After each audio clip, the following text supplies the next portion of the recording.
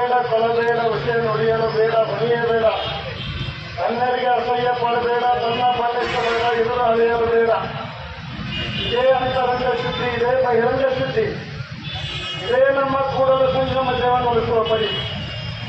ಇಷ್ಟು ನಾವು ಮಾಡಿದ್ರ ಈ ಜಗತ್ತಿನಲ್ಲಿ, ಈ ರಾಷ್ಟ್ರದಲ್ಲಿ, ನಾಡಿನಲ್ಲಿ ಯಾವ ಅಪರಾಧಗಳು ಆಗುವುದಿಲ್ಲ. ಸುಖ, ಶಾಂತಿ, ಸಹೋದರತ್ವದಿಂದ ನೆಲೆಸುವಂತಹದ್ದು ಆ ತತ್ವ ಸೂತ್ರಗಳನ್ನು ನಾವು ಹೇಳಿದರು.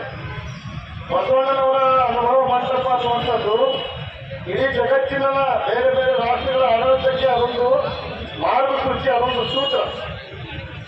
ಆ ಸೂತ್ರ ಮಾನವತಾವಾದದ ಮುಖಾಂತರ ರಾಷ್ಟ್ರೀಯದಲ್ಲಿ ಆಡಳಿತ ಹೇಗಿರಬೇಕು ಅನ್ನುವಂಥದ್ದು ಆಗಲೇ 12ನೇ ಶತಮಾನದಲ್ಲಿ ಹೇಳಿದರು. ಇವತ್ತು ಅವರ ವಚನ ಸಾಹಿತ್ಯ ಮತ್ತು ಅವರ ತತ್ವ ಸಿದ್ಧಾಂತದ ಪ್ರೇರಣೆಯಿಂದಾಗಿ ಭಾರತ ದೇಶ ಸ್ವತಂತ್ರ ಆದ ನಂತರ ಡಾಕ್ಟರ್ ಬಾಬಾ ಸಾಹೇಬ್ ಅಂಬೇಡ್ಕರ್ ಅವರ ನೇತೃತ್ವದಲ್ಲಿ ನಿರ್ಮಾಣ ಆಗಿರುವಂತಹ ಸಂವಿಧಾನ ಅದು ಬಸವ ತತ್ವದ ಒಂದು ಸಾರ ಅಥವಾ ಬಸವ ತತ್ವದ ಒಂದು ಪ್ರತಿ ಅಂತೇಳಿ ನಾವು ಹೇಳಬಹುದು.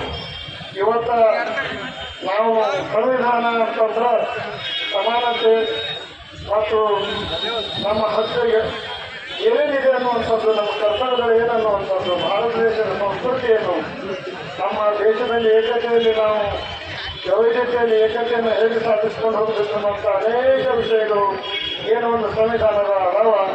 ಆ ಪ್ರೇರಣೆ ಸಿಕ್ಕಿದ್ದು 12ನೇ ಶತಮಾನದಲ್ಲಿ ನನ್ನ ಬಸವಣ್ಣನವರ ಅನುಭವ ಮಂಟಪದ ಮುಖಾಂತರ ಅಂತೇಳಿ